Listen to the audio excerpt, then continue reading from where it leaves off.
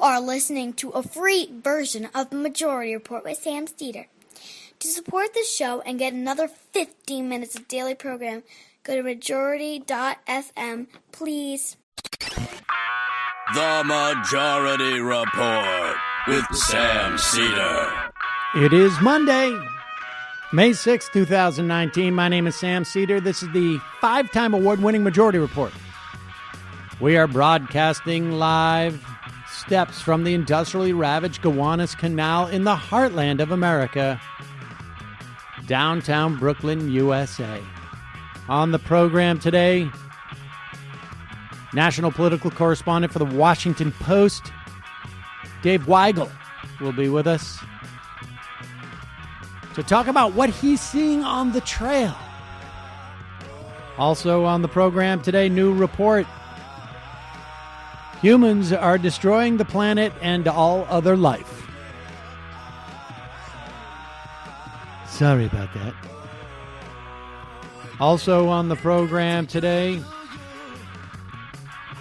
Bill Barr fails to comply with a subpoena Democrats to vote on contempt Wednesday.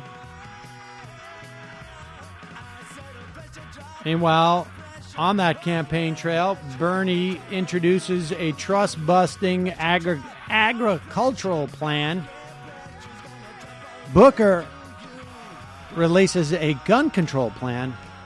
And Biden has a plan to save our souls. Also on the program today, polls suggest 2020 turnout will be huge, but Dems have lost their enthusiasm advantage. Meanwhile, Bolsonaro gets deplatformed by New York City. The Trump administration writes new rules to allow healthcare workers to freely discriminate against non-Christians, LGBTQ folks, and women seeking abortions. U.S. sends a carrier strike force in a warning to Iran and perhaps to Americans that we may be launching a war with Iran. And lastly, John Kelly wants to remind you the so-called adults in the Republican Party, also scumbags. All this and more on today's program. Yeah, the John Kelly story is really atrocious. We will get to that later, but it is what you would imagine in many respects. We will talk about that. We will talk about those plans that have been released.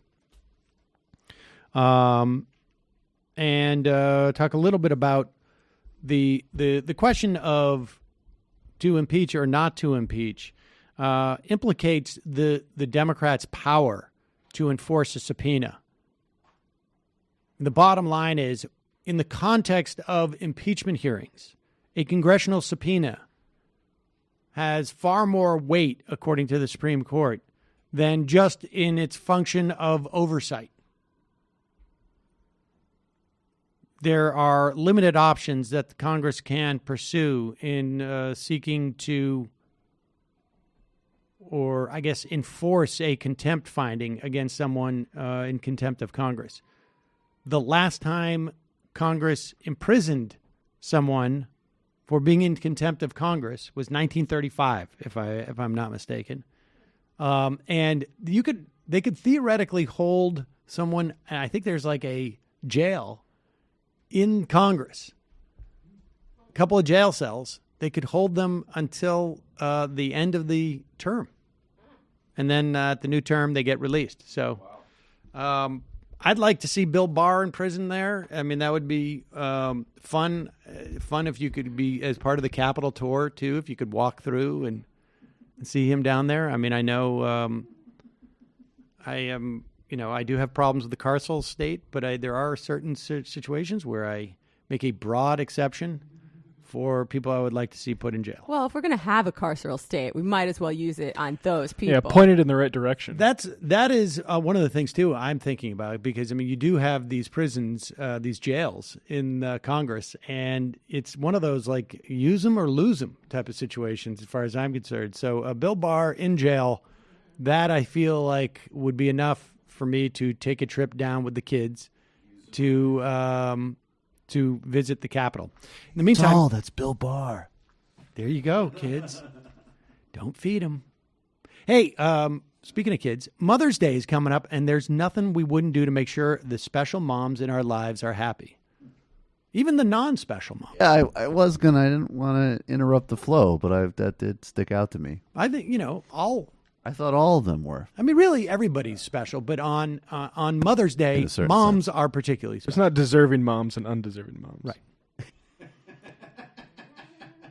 However, Sherry's Berries has special Mother's Day's berries designed just for mom. They're topped with chocolate chips, pink shimmer sugar, and swizzles. I took a picture of the ones that we had that came in here. That's the closest before I'm going to you get to before trying you them. vanquish them, I realized I without should have letting said that anybody else touch I was them. Tipping that I just had eaten them click. all. And so good. And you choose your delivery date to ensure that mom gets your gift of Sherry Berries exactly when you want her to. Look, you only have like 5 days left, so get on it today. Better yet, your satisfaction is always guaranteed.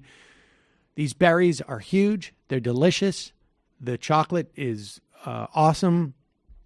I don't know what more I can say. They're delicious, and they looked amazing. They work even for fathers, but they're particularly for mothers just this day. But don't wait to the last minute on this one, folks. Do not sleep on this. Visit berries.com, BERRIES.com today to order freshly dipped strawberries starting at $19.99 for the mom or moms in your life. Give it to your grandma, too.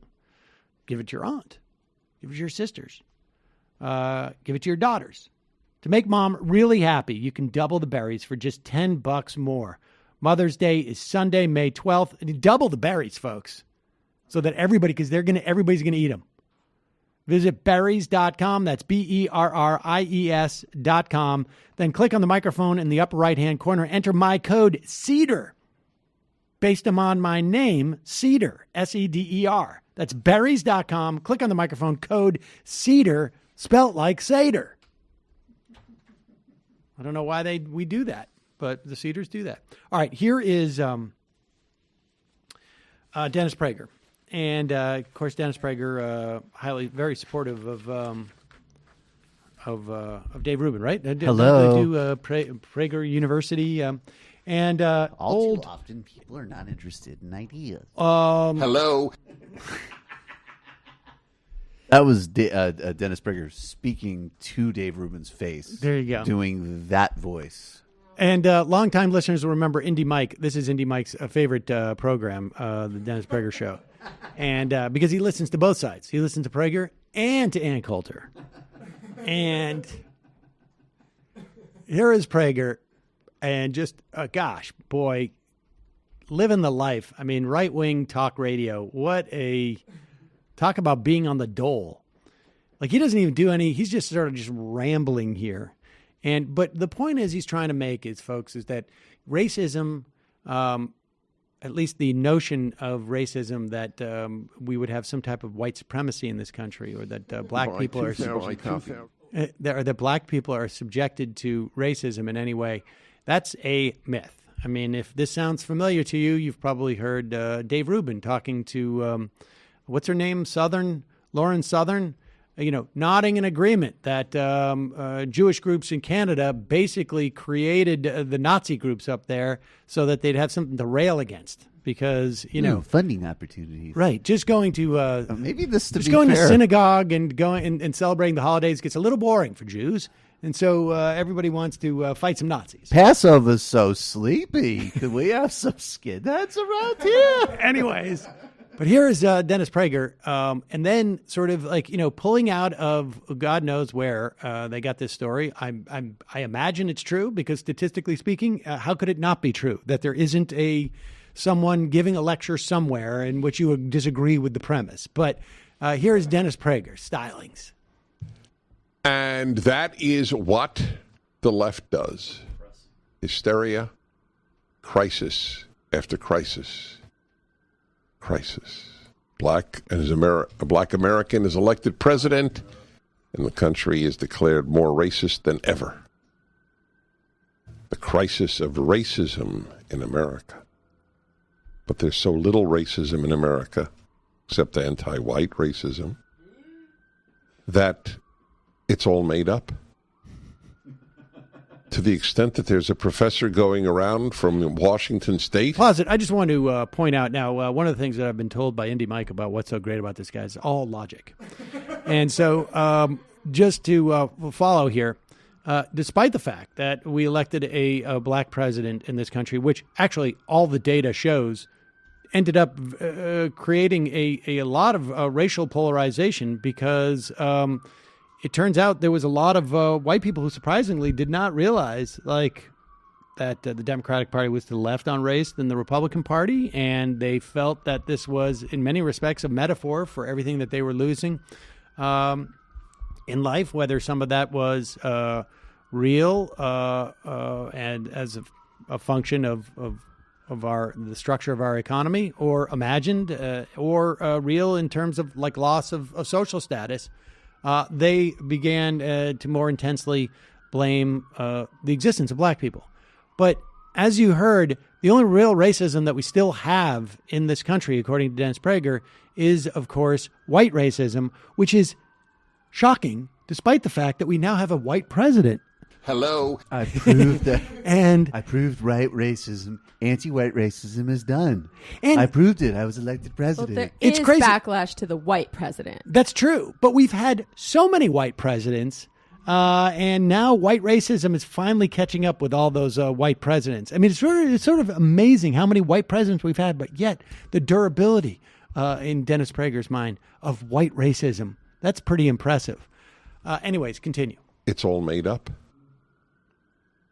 To the extent that there's a professor going around from Washington State, I reported her name and everything, but it's just another one of these hysterics, making good money lecturing on campuses about how anyone who says I treat everyone the same or I try to treat everyone the same is a racist. Get it? Because there is no racism, they have to there is racism. There's so little racism, they have to manufacture racism where it doesn't exist. I'll give him this. He does not sound like a hysteric.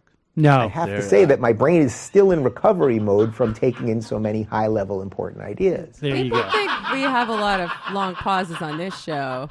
Right. And at least at the end of it, maybe I'm saying something. He's just going, it's Oh, look at Sammy Racism. with his at least maybe so I racism. get it pointed. and Yeah. it's That would be funny if Sam was like, No and racism. now No racism. No, and Sam's more keyed up. He would be like, and of course the only racism is anti-white racism, as we know. Now, ostensibly. Oh, God. Well, that's why we started doing Ken, because it's just so easy to be a right-wing that would be talker. great. So easy. So easy. And Let's just do you. That would be great. so easy. Welcome back. Exactly. I can't believe how much white racism I ran into today. Everywhere I went, people were, maligning me because I was so white. There was that other professor, another hysteric. I don't know his name. But he was a man, of course. Of course he was a white man. So, he gets in trouble. When are the white people going to get a break around here? God. All right. Anyways. Hey, folks, whether you're trying to get a sweet deal on something or find the best happy hour in town, it's a good idea to read the reviews first. Right? Well, why should finding the right software for your business be any different? Read thousands of real software reviews and find the right software for your business at Capterra.com/majority. Capterra is the leading free online resource to help you find the best software solution for your business with over 850,000 reviews of products from real software users in more than 700 categories of software, from project management to email marketing, and has everything you need to make an informed decision fast. Join the millions of people who use Capterra each month to find the right tools for their business. I've told you, I will spend time on the Capterra website, just reading about all the different types of software that exist out there, just because I didn't even realize there were this many jobs that you could have. But things like hospice software or HR analytics software, idea management software. That actually is pretty good. Identity management software, insurance ratings. I'm just in the eyes. Investment management software, investigation management software, IoT software. I don't even know what that means. iPad kiosk software. IoT is Internet of Things. Is that right? Yep. I don't even know what that means. Your fridge has Wi-Fi. Oh, is that right? You turn on your fridge with your eyeball, white boy. IWMS software. I don't know what it is, but somebody out there knows. If you run a jail management software, job evaluation software, job shop software, kiosk software, key management software, laboratory information. I mean, it goes on and on and on. It's sort of amazing. You can visit capterra.com/majority for free today to find the tools to make an informed software decision for your business. You go check it out because it may even be software for your business you didn't even realize existed. Capterra.com/majority. That's Capterra, CAPTERRA.com/majority. Capterra, software selection simplified. And lastly, it may feel like a cybercrime is something that happens to other people, but stealing data from unsuspecting people on public Wi-Fi is one of the simplest ways for hackers to make money. When you leave your internet connection unencrypted, you might as well be writing your passwords and credit card numbers on a huge billboard for the whole world to see. I'm talking to you who goes and hangs out at that coffee shop, or you go into wherever it is you go, where, like you get a muffler change, you get on the software at Midas. I don't know what company it would be, whatever. It doesn't matter. You got to protect yourself today with ExpressVPN. ExpressVPN secures and anonymizes your internet browsing by encrypting your data and hiding your public IP address. ExpressVPN has easy-to-use apps that run seamlessly in the background of your computer, phone, and tablet. Turning on ExpressVPN protection only takes one click, and it costs less than $7 a month. ExpressVPN is rated the #1 VPN service by TechRadar and comes with a 30-day money-back guarantee. Protect your online activity today and find out how you can get 3 months free at expressvpn.com/majority. That's ExpressVPN, ExpressVPN.com/majority for 3 months free with the 1-year package. Visit expressvpn.com/majority to learn more. Check it out, folks. All right, we're going to take a quick break. When we come back, we're going to talk to somebody who spends an inordinate amount of time away from home, going to campaign rallies. And so if you want to know what's actually happening on the trail, this is the guy to talk to, which is why we will be talking to him. We'll be right back with Dave Weigel.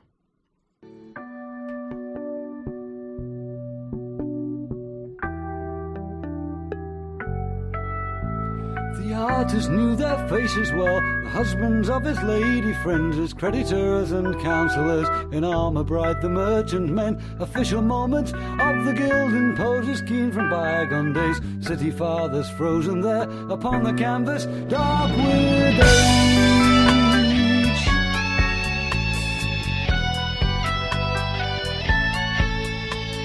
Smell of paint, a flask of wine, and turn those faces all to me.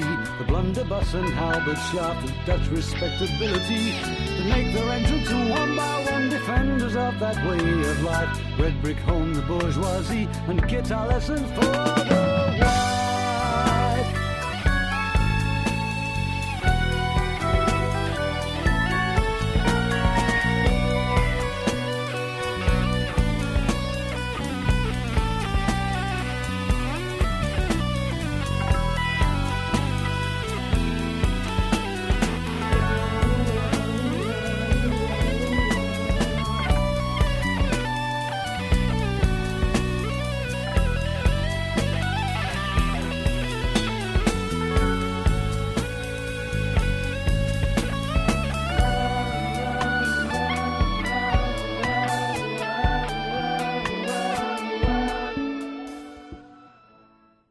We are back. Sam Seder on the Majority Report on the phone. It is a pleasure to welcome to the program a Washington Post political correspondent and author of the not necessarily political, The Show That Never Ends, The Rise and Fall of Prog Rock. Welcome to the program, Dave. It's good to be back. Thank you. We did play King Crimson to lead you in, and that was Matt wanted you to know that he did that specifically for you. Yeah, I didn't hear it exactly, but I usually go back and listen to the tape of the show 5 or 6 times to hear my own voice. So I'll hear it on the replay. Yeah, exactly. As long as you and you'll have that, and you could piece it together and create almost a full song. Yeah. That could be your Spotify playlist.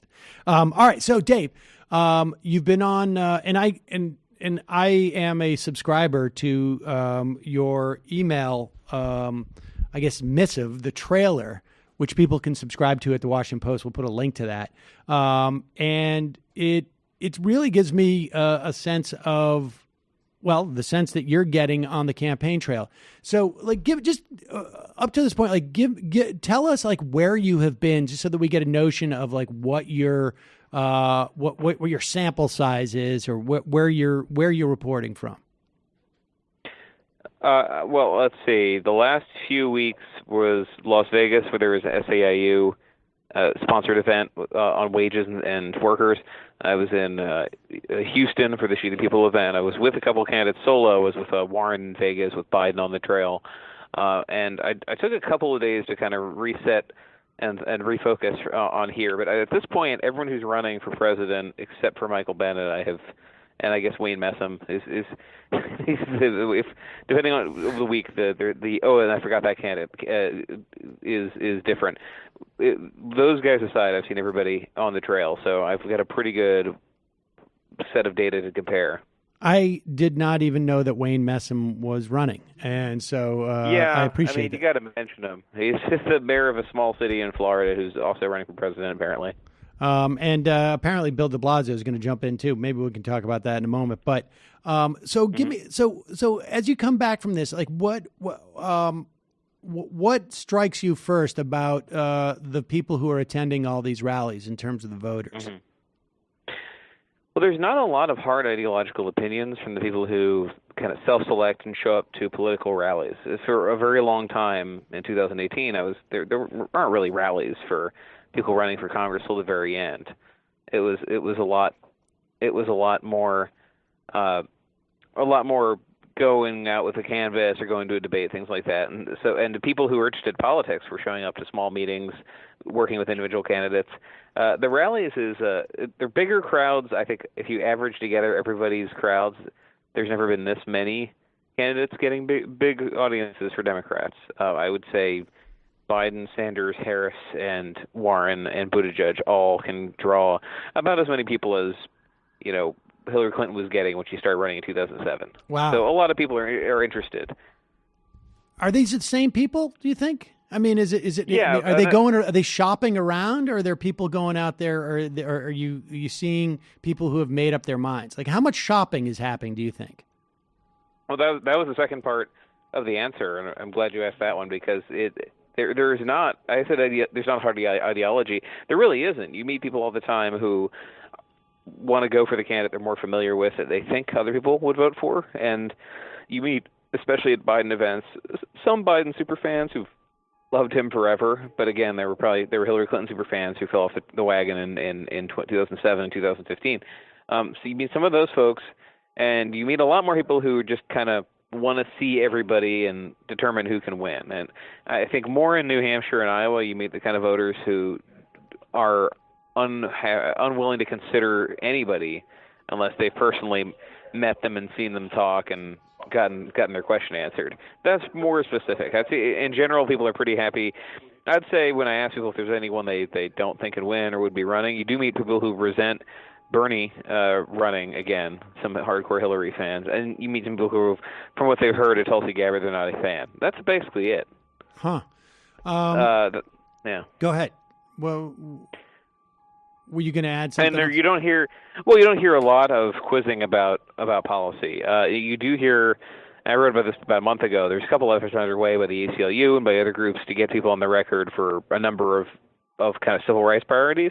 You don't hear that much, I can't vote for you unless you have this Medicare position. I mean, I've seen, it's something I'm kind of interested in the moment. Like after a lot of people spending time talking to groups and hearing from town halls and having the one questioner who really pushes them, you've kind of seen a halt on the issue demands. It's a lot more, how are you going to stop Trump? And that means everything from what's your agenda to are you electable? There's not as much I can't support you unless you check this box. Not to minimize what Medicare for All is by saying check the box, but I think you know what I mean. Yeah.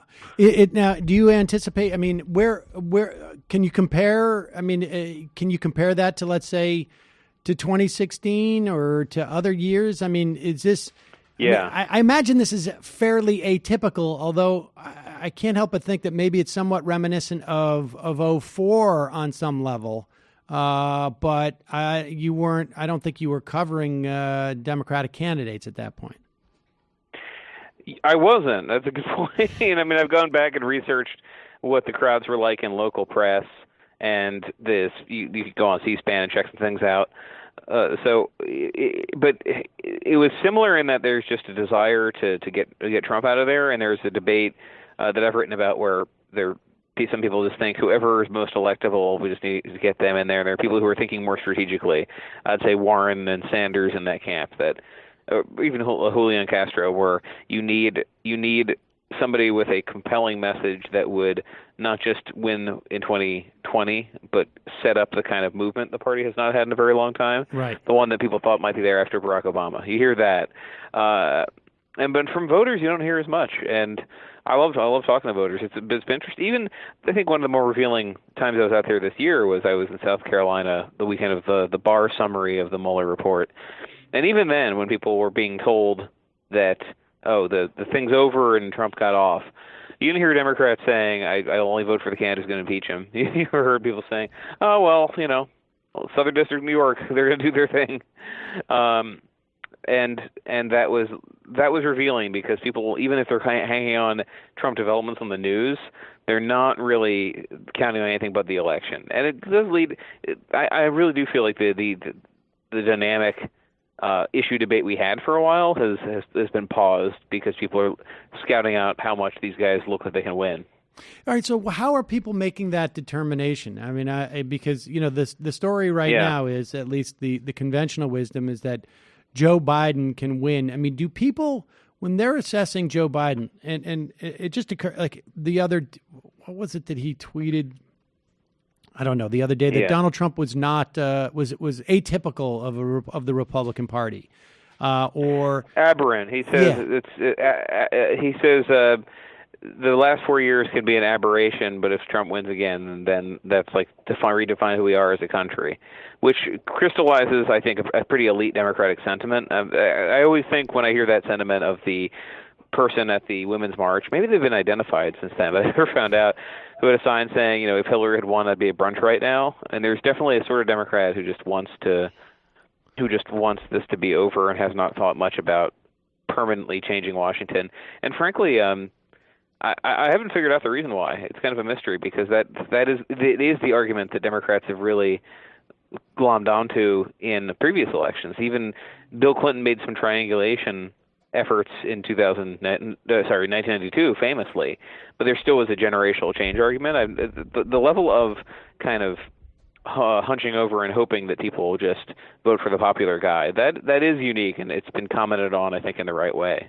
Well, I mean, it's also, I'd say, striking because Biden's crowds are objectively smaller than Sanders and about the same size as Harris and Buttigieg and Warren. I mean, he's for a person being treated like the odds-on frontrunner. He's old and he's slowed down. His crowds are kind of mediocre. You're not seeing the same fear that you did of like when Obama really got ahead of steam, was getting thousands of people out to events.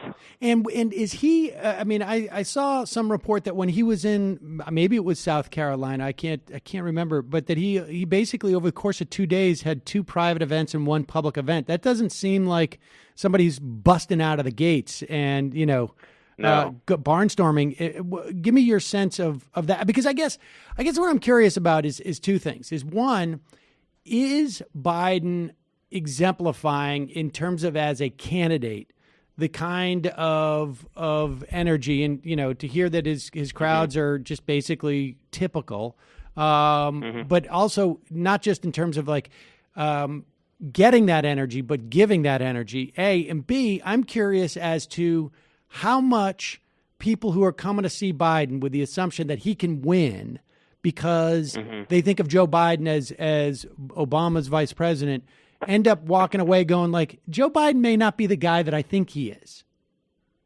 They're always too nice. I mean, this is something that I think pollsters have studied and they correct for, is people generally don't want to be rude unless they're in a bad mood and they want to talk about it.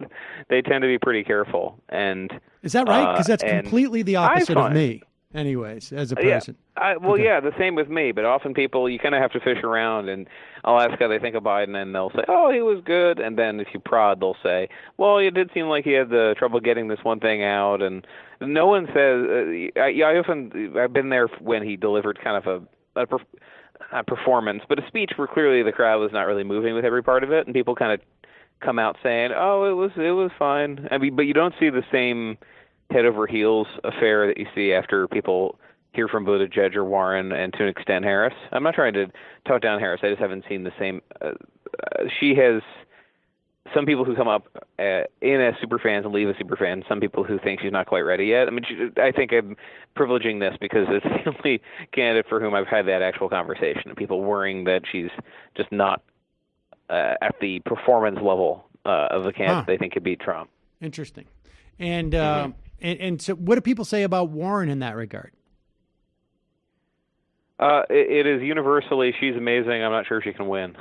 You get you almost get tired of hearing about it because you hear again and again people saying, "Oh, she's great. She has all the best ideas," and then they kind of try to rationalize. I mean, there is a really defining characteristic here is how worried people are about casting that vote that screws over the country in their view by re-electing Trump, and she has not quite she's not quite fixed that. But it's May. This is what now reporters will say what a losing campaign says, which is like, oh, there's months and anything can happen, but really there haven't been ads, there have been debates. So a lot of this is what other campaigns are telling themselves is, they have strong opinions of Biden and Sanders because they've known them for years. Right. I do not. I have not seen the same thing with other candidates. There's still one thing I've noticed too, which is amazing. I have to write about is you do encounter people who are just annoyed that there are so many candidates. In the same way that you have the paradox of choice at the grocery store, like, oh, all these choices, this is stressful. You still. Mm-hmm. I mean, I can that to me makes total sense. And I'm curious as to like from a policy standpoint, or from any, actually, I don't even want to limit it to a policy standpoint, but how are these candidates sort of dividing themselves up in terms of like what lane they're in? Are they doing it on like policy? Like, I mean, because, I mean, for me, I look at it and I go, I see, Bernie and Warren in, perhaps one lane in terms of like, the type of policies. And maybe I'm wrong to exclude others, but that's the way it seems to me. And then there's sort of, then things get a little bit murkier, although Biden clearly seems like he's staking out, the furthest to the right in some way, just by disdaining all the other policies. It feels like he's just got some hostility, and correct me if I'm wrong, but I wonder, are the campaigns doing it that way? Are voters doing it that way, or do they see other lanes that are more sort of like, this is the white guy lane, this is the woman lane, or this is the white woman lane, or this is the black person's lane? I mean, how or is it like geographic? I don't know. I'm curious.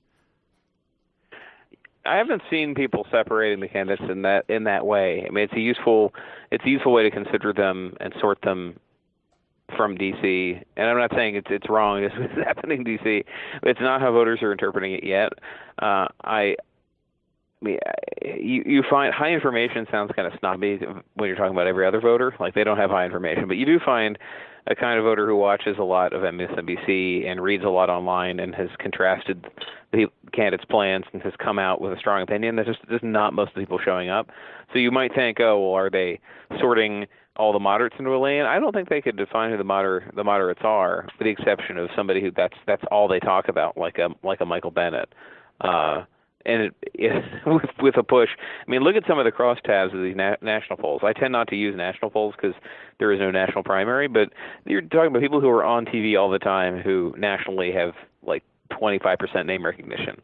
Right? It's very easy to tell yourself that, one, these candidates still have a lot of room to introduce, and then two, there's not much sorting going on with voters yet. They need to meet these people. I really think I keep punting, and now after the debates I have to have strong opinions, so I keep punting until after that. There's some people who just are not going to see. Even these town halls get a couple, maybe at most like 2.5 million viewers. And how many of those are in Iowa and New Hampshire? Not that many. Like, there's just a lot of contact they need to make before they sort them out. But they're not doing it in terms of this is the centrist, this is the other one. What they do is they've heard that someone's more of a centrist, and Bernie Sanders has shaped kind of the storyline in that way, and Republicans have shaped it too. I mean, I think the president's actually been pretty ineffective at attacking individual Democrats so far this year.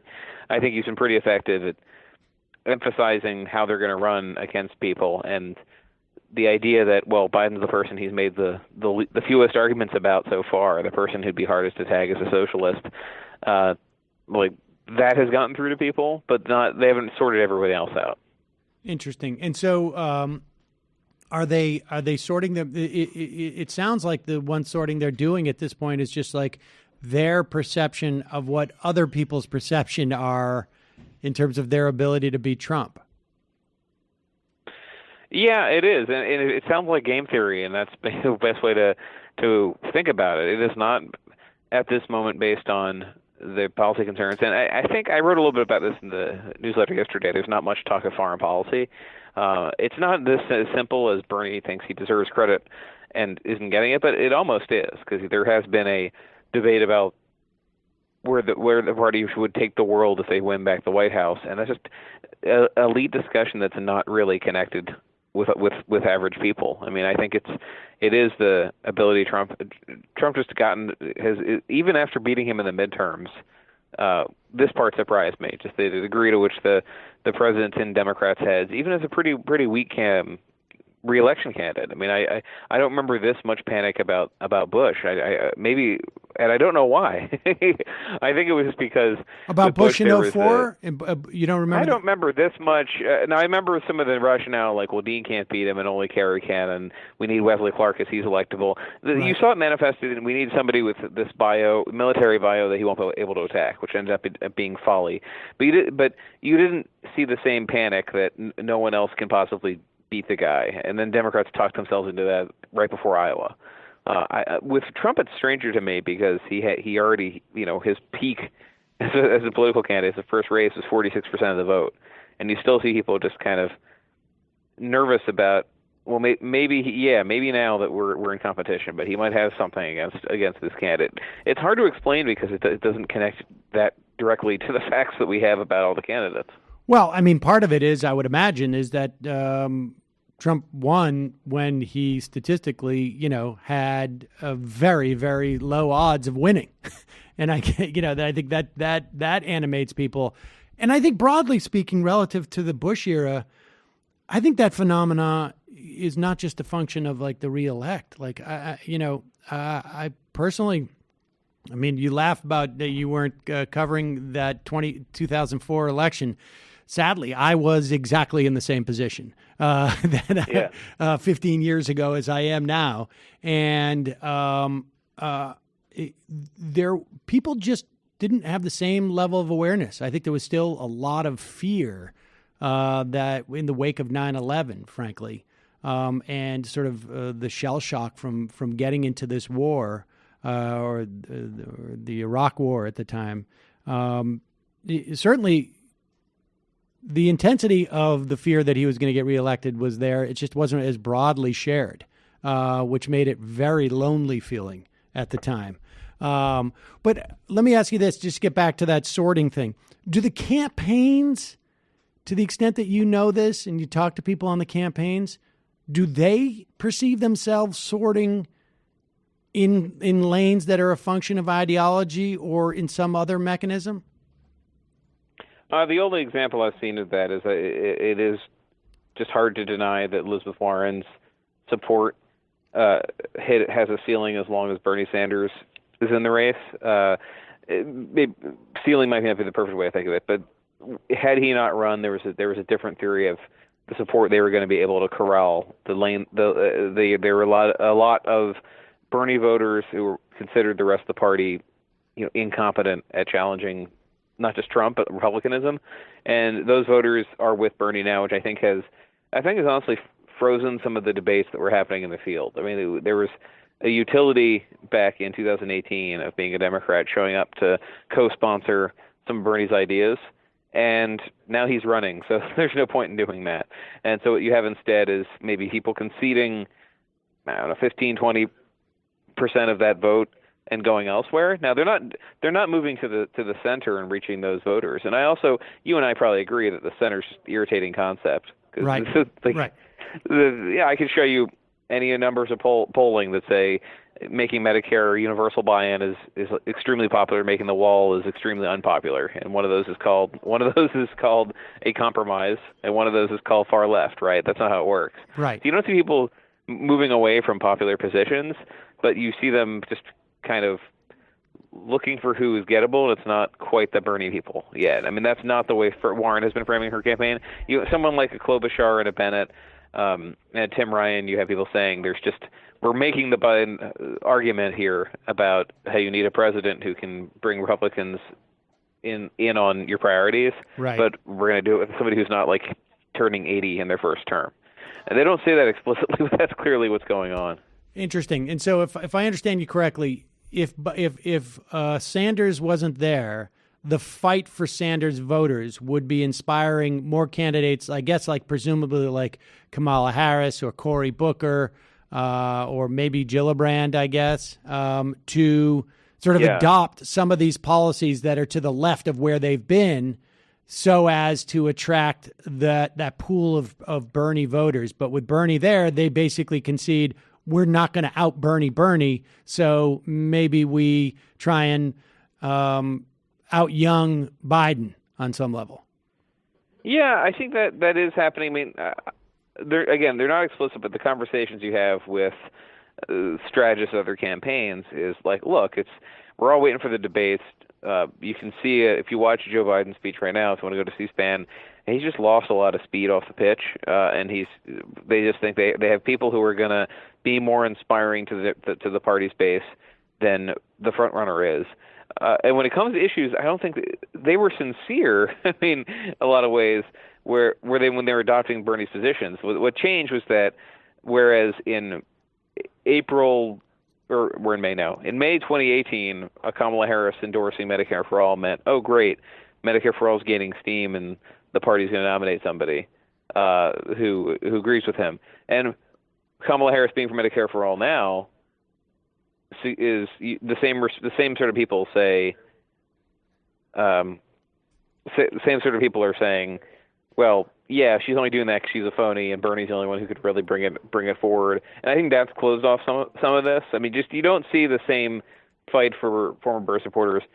All that I should wrap that up and say, he got, for example, 60% of the vote in New Hampshire last time, and he's polling at around 15% now. So a lot of the migration already happened.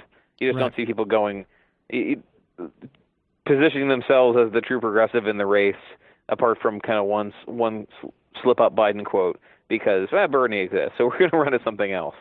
And I would say elite Democrats, like electeds and party leaders, do think Bernie is the least electable candidate, and it's based on them saying just in a general election it'd be beating up socialism all the time.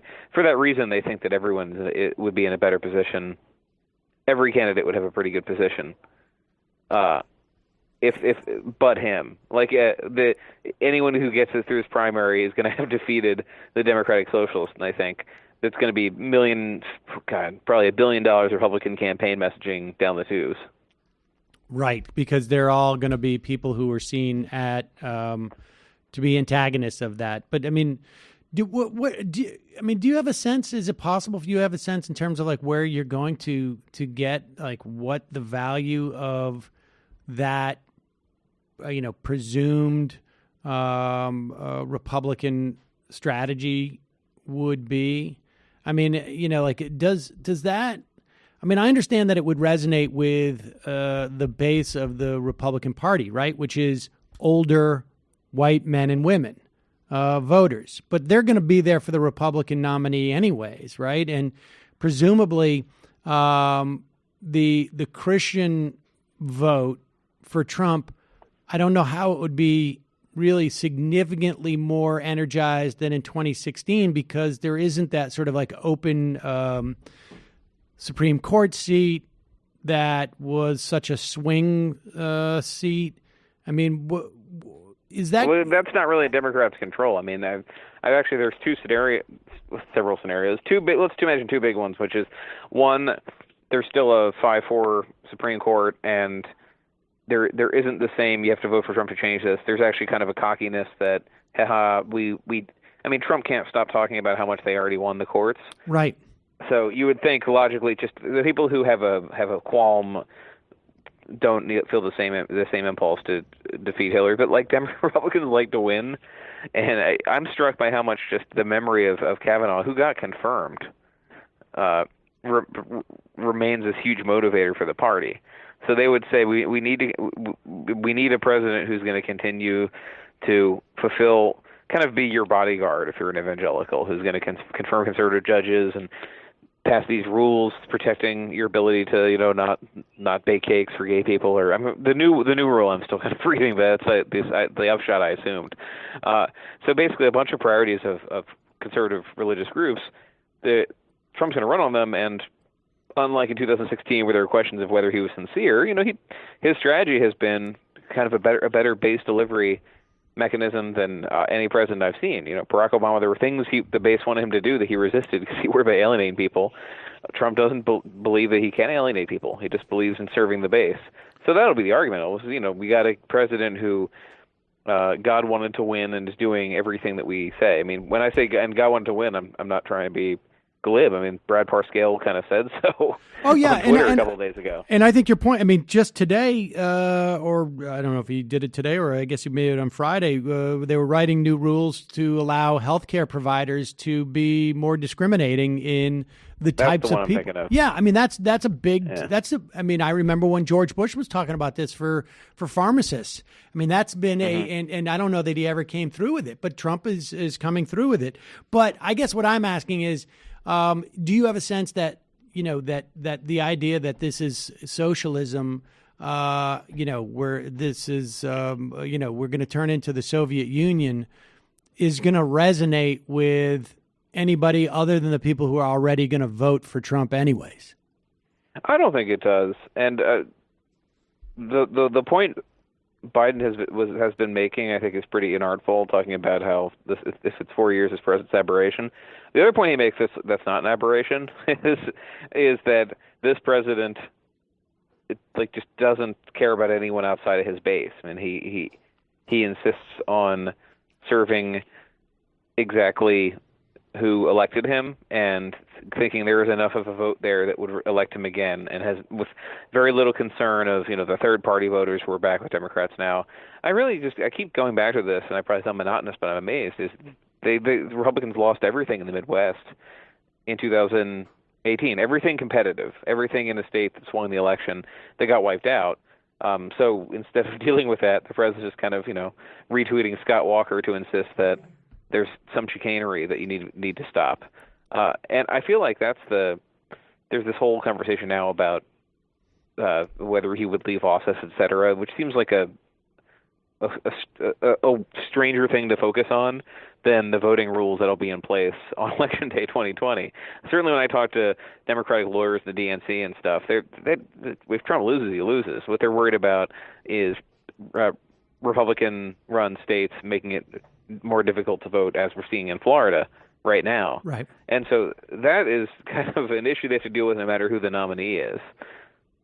Do you have any sense of how people are receiving this sort of message from Nancy Pelosi, which is on one hand, the guy is so dangerous that he may not leave office unless we have a huge victory. And on the other hand, maybe we can make a deal for him on infrastructure. Like that's it. I mean, to me, that seems like stepping on your own, narrative, right? I mean, it's like a joke on a joke type of thing, hat on a hat, as they say. Yeah. I understand why I get that, but do people on the do voters, are they even keyed into that? I mean, who is that for, if not for voters? Or why is she doing that? Do you have any sense? Wait, I missed the part of the question. Why is she doing what? Well, Pelosi, where she's saying on one hand, the guy is so dangerous that he may not leave office, right? Which I don't remember any politician ever saying that about another politician, frankly. Yeah. And then I think the point she was trying to make was that this is a president who always cast doubt on the integrity of the election. The way that Democrats dealt with that in 2018 was just beating him so badly in the House that he couldn't say anything. And so it was it's become an elite question to ask, again, because there's a certain donor mindset that's never made sense to me. The same brain spasms that made people say in 2016, well, Trump doesn't really want to win, Trump will drop out if it gets hard. It's the same attitude that says, well, maybe Trump will never leave office. Maybe the people, and it frustrates Democrats. It frustrates Democrats because, like I was saying before, they see a lot more proximate threats to whether the election will be fair or not than like the fantasy story. But I think it is an elite conversation, and my sense was it crept into it. I mean, I think it's something Bill Maher says all the time. So it crept into this interview. It's become kind of a fun question to ask Democrats, but do you think Trump would concede if he lost? And that's the way she chose to answer it. Yeah. I don't think it's a manifestation of a lot of things Democrats are thinking right now. Okay. Except in that there's just always that pool of people, and they're on Twitter too, who rather than dealing with the reality of the campaign are like, but what about this fantasy scenario? What about Voldemort? I will say that I will cop to A, not being a donor, but B, part of the donor class, but B, I thought that Trump would drop. I never thought he wanted to be president, and I'm not sure that the reporting is contrary to that. I don't think he thought he was going to win necessarily, and I think if he leaves, he's going to do it with the most aggrieved possible way, because that sets up a business opportunity after the fact, it seems to me. But I guess I was just curious as to if people are registering this sort of mixed message of Pelosi, which I perceive as a mixed message, and maybe you're saying it's not really that strong of a message or that deliberate, of he's the worst ever, but we shouldn't impeach him. Mm-hmm. Yeah, I guess that has gotten across because it's almost, what would I compare it to? Geez, I was about to make a terrible Marvel reference, which I actually think would make sense, but it's close your ears if you haven't seen the biggest movie in the world yet, the Avengers 4. But there's a magic weapon that's used, and then after it's used, the user destroys it so it can't be used again. And that's almost the way that impeachment worked in 1998. Whereas Republicans used it, they got exactly what they needed to, in terms of discrediting Clinton and making voters exhausted with him, and setting up the narrative that George Bush would bring us back to decency. And then having used it, people just have such traumatic memories of how stupid the whole thing was, they don't want to use it again. They hear impeachment. I'm convinced people just don't know what impeachment is. I mean, when you tell people that 2 presidents have been impeached, they don't believe you because they think it means that they're removed from office. What I'm surprised Democrats aren't doing is taking the step that Democrats did 1973 and Republicans did 2000. Very different situation, 2013, of just creating a select committee to investigate something. Right. The Republicans did this Benghazi. There was a Watergate committee. That's most of the things you've heard, frankly, on Watergate were from the Watergate investigation in Congress, not from the impeachment committee. The impeachment was a House committee. When you talk about Sam Ervin and Fred Thompson and all that, they were in the Senate. So there's just there's a belief that the Jerry Nadlers of the world, et cetera, can keep focusing on this, and that is going to get the point across more than an impeachment fight, because people don't know what impeachment is, and it's just, why drag yourself into it? Which it does seem completely defeatist. And I think one reason that Warren did very well in polling in the last 2 weeks was that she was, I think this is one of her strengths in general. She was never a politician until 2013. Like, she never ran for anything until she was in her 60s. She's not absorbed sort of politician think and like, well, if I make this point, then 13 moves down the line, I could lose my queen and my rook.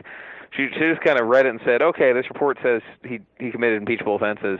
And I think people listened to that, thought that was bold and straightforward, and took another look at her. That's my sense of what happened recently. Not that they all agreed, yes, we should impeach, just that, okay, here's somebody who's dealing with the facts. Interesting. Well, Dave Weigel, it's fascinating stuff. People can read your dispatches from the trail by signing up for the trailer at Washington. Yeah. And, of course, read your articles. Dave, always a pleasure. I really appreciate it. Thank you very much. All right, folks. Dave Weigel, Washington Post. We will turn to Dave from time to time as the campaign moves on. I mean, I think the interesting thing is that we, 2 months ago, was it even 2 months ago? We were like, Kamala Harris, whoa, what gangbuster. And now it's not. I mean, I think we were giving people a little too much credit, I think. Well, I think there is, it takes a little bit of time to get back into sort of like the modality of thought of a campaign, which is when the new person jumps in, they're always most interesting. And then they rise and fall. And it's definitely worthwhile to go back and look at polling. This time in 2004, Joe Lieberman was in the lead for the polls. He did not turn out to do so well, much to my enjoyment. Did he actually say Joe meant him, or was that a joke that somebody did about him? I feel like I don't know. You gotta go back and read Atrios. Basically, I would imagine any type of like meme like that, I generally would come from Atrios's site. But I do think that we're going to have a much better sense of what things are after a couple of debates. And so what? We shall see. Pulled the wrong tab over. Yeah. Matt is like really knee deep into statistical analysis. Literary Hangover just got approved for monetization on YouTube, so feeling pretty happy. So that's awesome. So that's just the way it got. They just they give you some. Exactly. You doing some videos? Yeah, I might just start doing some live streams now. Ooh, nice.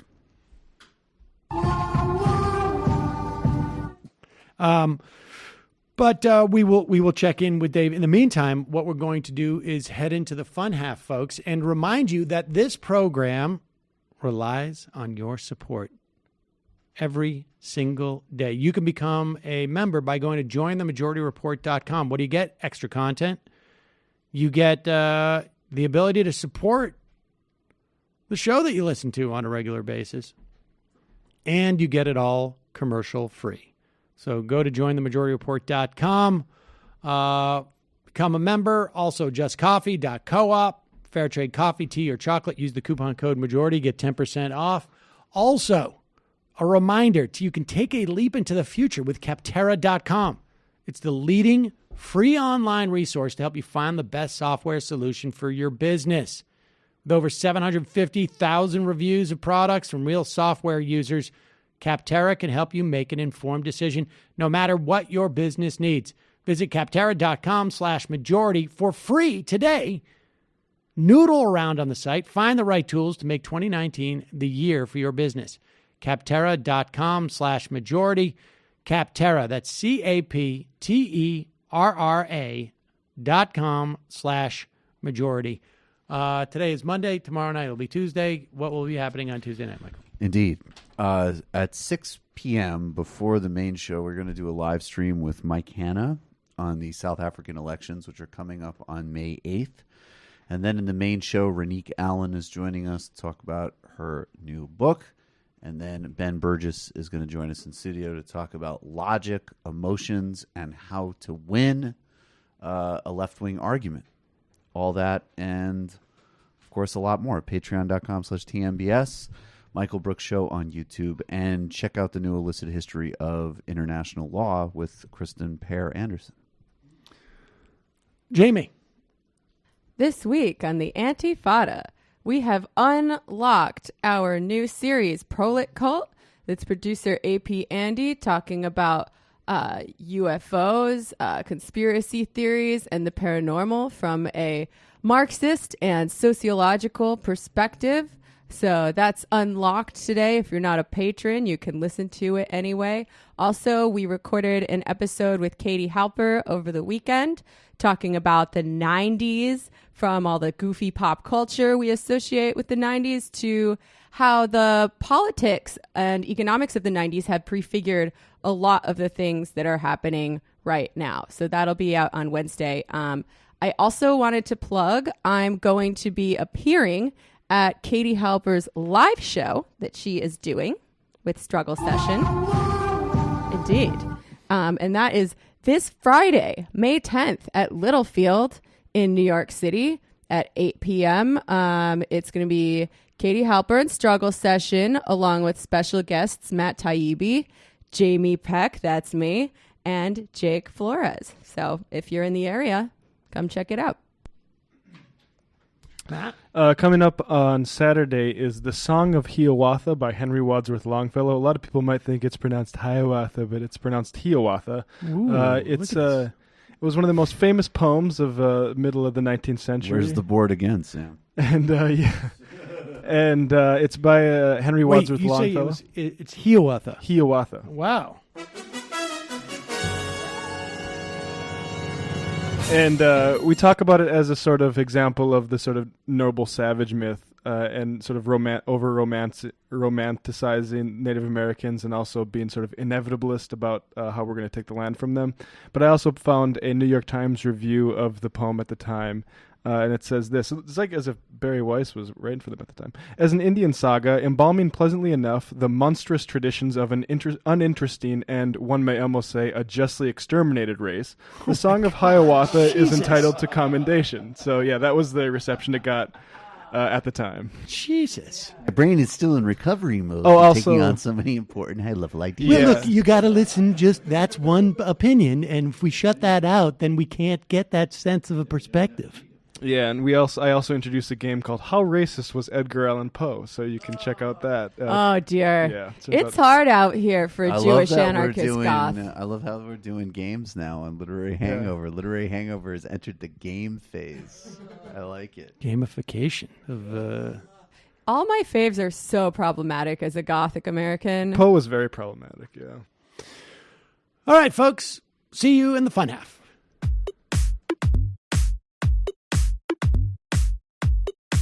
Left is best. Jamie and I may have a disagreement. Yeah, you can't just say whatever you want about people just because you're rich. I have an absolute right to mock them on YouTube. He's up there buggy whipping like he's the boss. I am not your employer. You know, I'm tired of the negativity. I'm sorry, I didn't mean to upset you. You're nervous, you're a little bit upset, you're riled up. Yeah, maybe you should rethink your defense of that, you fucking idiots. We're just going to get rid of you. All right. But dude.